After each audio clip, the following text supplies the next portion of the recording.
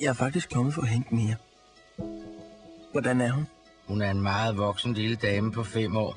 Hun har sgu set lidt af hvert. Du ved ikke, hvem jeg er, men jeg er din onkel. Du skal bo hos mig nu.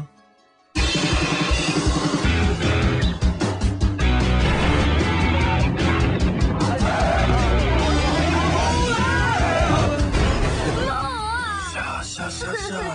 Hun skal komme tilbage. Det kan hun ikke, lille skat. Hun er begravet.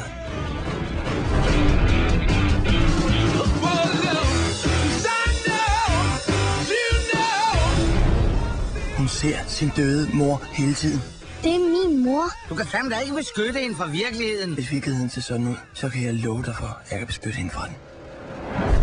Hallo, hvad sker der?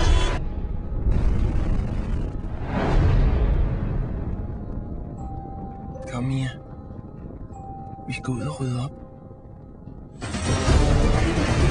Hvem fanden er du? Jeg er ham, der skal hjælpe jer med at fjerne Princess-materialet. Vi mødes på et offentligt sted, så du ikke kan fuck med os igen.